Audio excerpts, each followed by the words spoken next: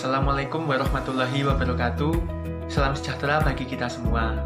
Perkenalkan, saya Wesi Aji Gumilang dari Universitas Gadjah Mada. Pada kesempatan yang berbahagia ini, saya akan mempresentasikan karya esai saya yang berjudul Potensi Senyawa Bioaktif Telur Ayam sebagai Imunomodulator Tubuh di Tengah Pandemi COVID-19.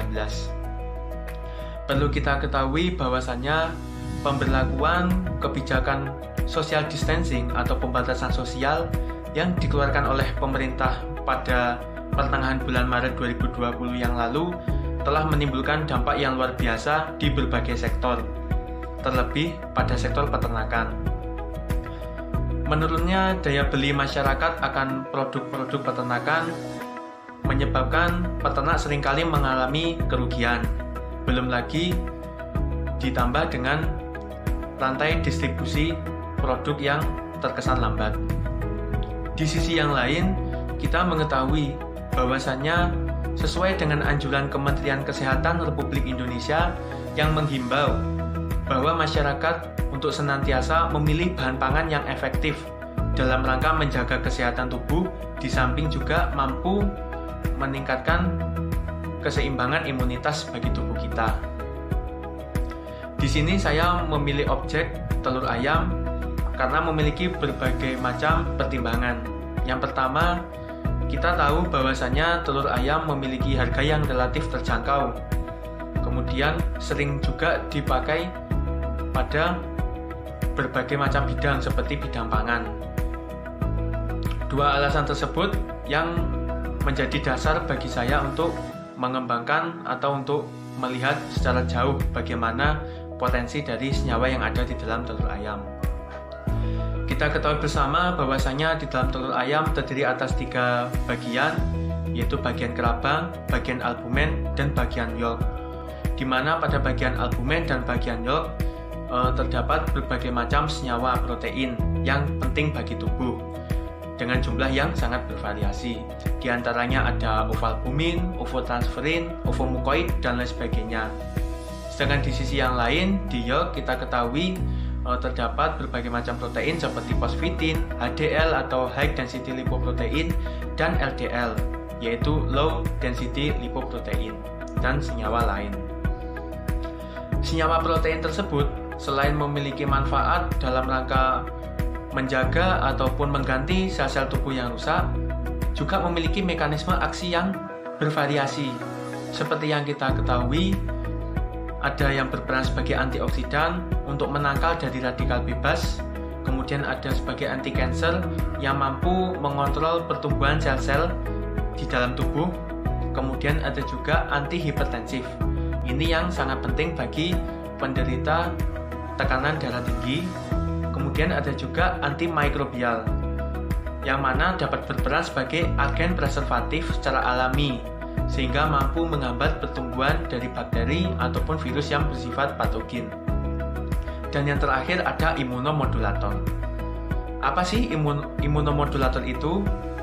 Imunomodulator merupakan senyawa obat-obatan yang disintesis baik secara alami, hasil rekombinan maupun dari hasil ekstraksi, yang memiliki fungsi untuk mengembalikan sistem imunitas tubuh kita.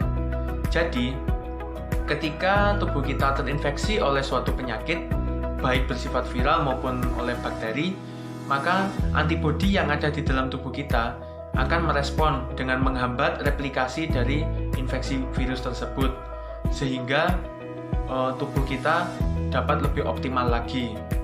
Namun di sisi yang lain, penggunaan dari kekebalan tubuh atau menggunakan imunoglobulin yang ada di dalam tubuh juga mengakibatkan ketidakseimbangan sistem yang berjalan, sehingga diperlukan suatu imunomodulator yang sangat penting bagi tubuh kita, sehingga tubuh kita senantiasa memiliki kekebalan yang aktif. Di sini imunomodulator yang ada di dalam telur sangatlah penting. Yang pertama, dapat diperoleh dari bahan alam, yaitu secara alami bukan secara buatan maupun secara produk komersil. Kemudian mampu mengembalikan keseimbangan sistem imunitas tubuh serta tidak menimbulkan efek samping. Poin ketiga inilah yang menjadi faktor pembeda daripada imunomodulator yang diproduksi secara komersil. Nah, di dalam telur yang sebelumnya telah dipaparkan bahwa terdiri dari berbagai macam jenis protein, kita ketahui bahwa aksi kerja dari imunomodulator sangat beragam. Di antaranya stimulasi sekresi TNF-alfa atau kependekan dari tumor nekrosis faktor alfa yang berperan penting dalam mengaktifkan sistem imun seluler serta menginduksi sel CaCO2 pada manusia sehingga dapat menghambat terjadinya inflamasi atau peradangan di dalam saluran pencernaan. Selanjutnya ada stimulasi produksi sitokin. Kita ketahui bahwasanya sitokin merupakan suatu glikoprotein yang memiliki fungsi untuk mengembalikan imunitas di dalam tubuh kita. Hal ini penting bagi tubuh kita. Selanjutnya ada stimulasi imunoglobulin M yang sangat berperan penting untuk menanggulangi permasalahan ataupun infeksi penyakit yang menyerang pada bagian saluran pernafasan, khususnya pada bronkitis. Kemudian ada juga induksi IL-10 atau kependekan dari interleukin 10 yang mampu merangsang produktivitas dari imunoglobulin atau senyawa antibodi di dalam tubuh. Kemudian ada stimulasi aktivitas makrofag. Perlu kita ketahui bahwasanya makrofag merupakan alat pertahanan diri yang paling utama dalam melawan infeksi penyakit, sehingga diharapkan penyakit tersebut tidak dapat menginfeksi lebih jauh dan dapat menghambat. Selanjutnya ada stimulasi produksi inflamatori.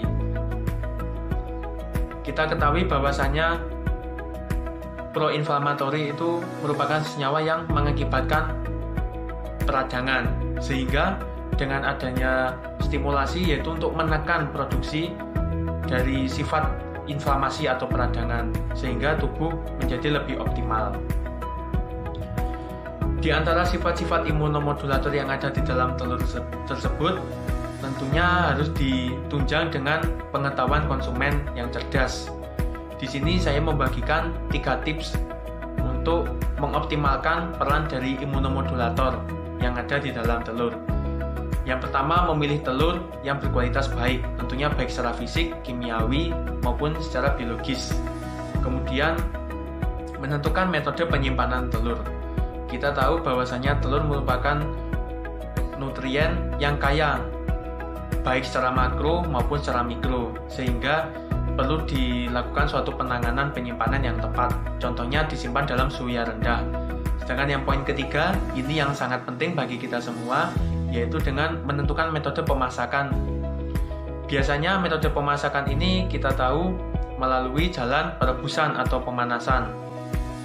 Namun, seringkali protein dapat terdinaturasi akibat terpapar pada suhu yang tinggi.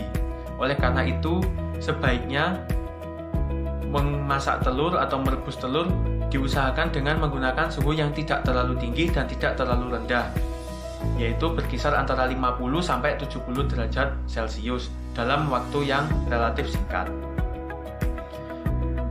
Demikian yang bisa saya sampaikan pada kesempatan kita kali ini.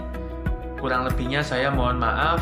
Harapan saya semoga dengan momentum pandemi COVID-19 ini lebih menyadarkan kita semua akan pentingnya kesehatan, serta selalu menjaga kondisi sehingga imunitas di dalam tubuh kita mampu terekspresi dengan baik.